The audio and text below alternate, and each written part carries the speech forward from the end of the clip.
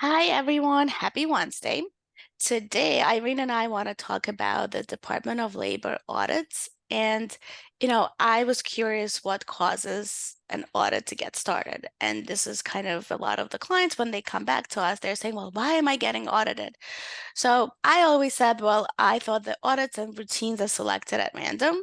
And then the other hand, it could be some sort of complaint. For example, if you have an employee or participant who has the benefit plan that you're providing and something was done incorrectly, it was late or incomplete, such as Form 5500, that could be a great cause for an audit.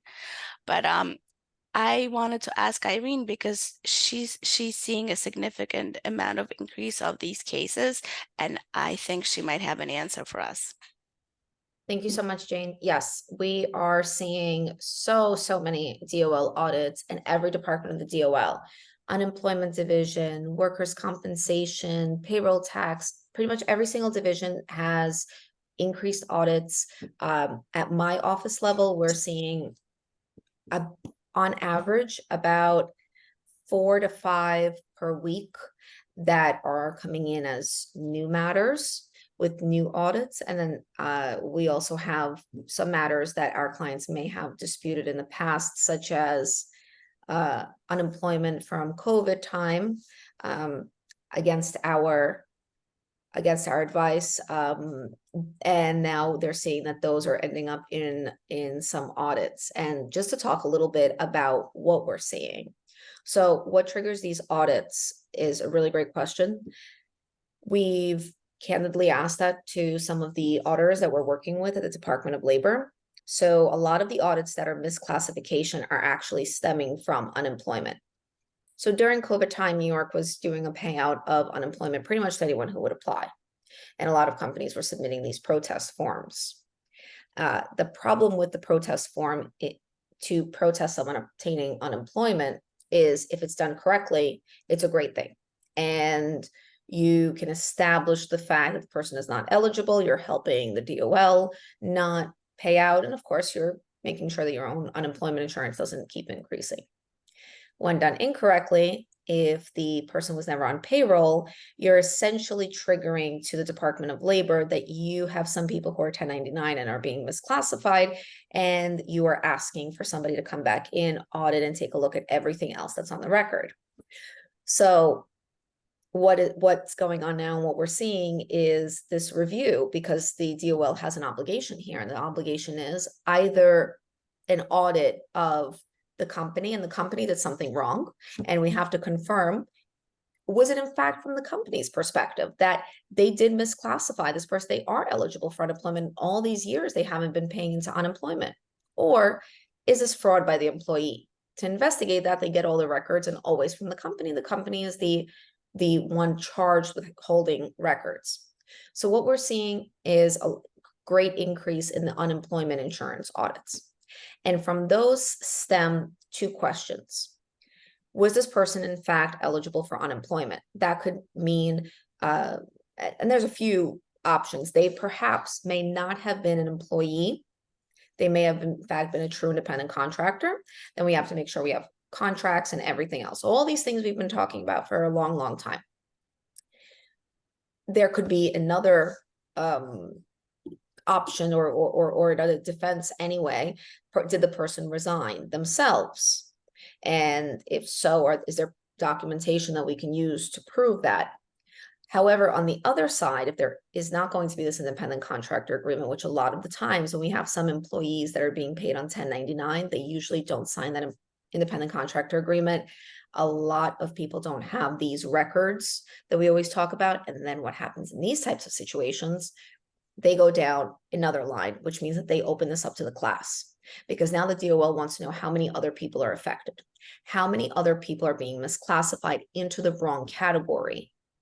And they have a duty now to check for everybody. So that's one of the more popular audits that we've been seeing. In addition to that, we see, of course, and stemming from that goes right into payroll audits, because if you had someone misclassified, that means that you also didn't pay payroll tax for those individuals as well. So they share one screen now, and you can almost guarantee you're going to have that unemployment insurance audit and move right into the very, very next one, which is going to be payroll tax audit. And then the one that I find to be the more broad range and scope is going to be that workers' comp board, still under DOL, but the workers' compensation board then opens you up to additional reviews. So you have workers' compensation, which will open you up to disability insurance, paid family leave insurance, and having to have those policies in place as well. For the most part, both the DOL, the workers' comp board can issue stop work orders. They can issue and go after personal assets, depending on if there's a non-compliance or no response at all. And we have seen that both the Department of Labor, as well as on the workers' comp board side, will have a broad range and look to expand this to the entire class. So a lot of what we do when we first come in is we try to broaden that class to just the main individual, the main person that they initially had filed for or that they're investigating, and try to keep everybody else out of this. That it becomes more difficult to do so if on that one individual there's almost nothing and there's almost no defense. And of course, we have to provide them with a response back. In those situations, they being Department of Labor is usually more capable and has more resources to open this up to the whole class, which is why it's so important to respond to them right away. We have clients that are ready at a subpoena level, they're ready at a judgment level, and they think that if they don't respond, it is going to go away. We've spoken a few months ago, perhaps even a year ago, about how the Department of Labor has hired a lot of new auditors. And these auditors have gone through, and investigators have gone through a training and review, and now are actively taking over the cases that have been backlogged back from 2020. So none of these are going away. These are assigned to somebody, and somebody has to respond back to DOL of what's going on with these matters. So it's always better to deal with this immediately, because if there is no response, it does extend over to the whole class of all possible employees, rather than responding right away and being able to attempt to stop it at that level itself. Something else that we've been seeing also is an expansion from multiple companies. We've had, whether it's in healthcare or in hospitality industry, we've seen that the various entities can have 2, 3, 4 various entities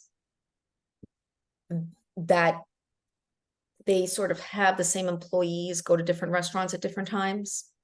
They may have shared employees, shared accounts, and money flow between them.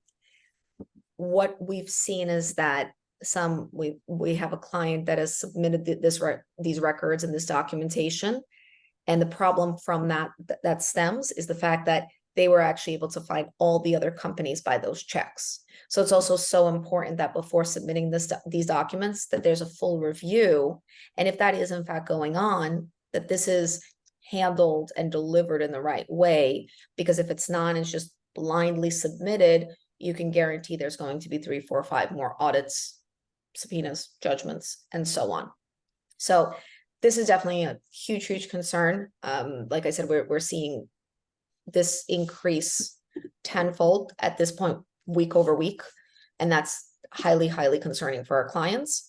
So as always, the record keeping is very, very important. But if there's any question or about whether payments are being made the right way to employees, and whether someone is categorized properly as an employee or are they an independent contractor, that's something really to handle right now. I strongly, strongly recommend making sure that all those ducks are aligned right now, and make sure you have all your documents. So if Jane or I could be any help to get ahead of some of these, or if you found that your company already has been served with one of the notices of an audit or a subpoena judgment, please don't hesitate. Feel free to reach out, and we're always happy to help.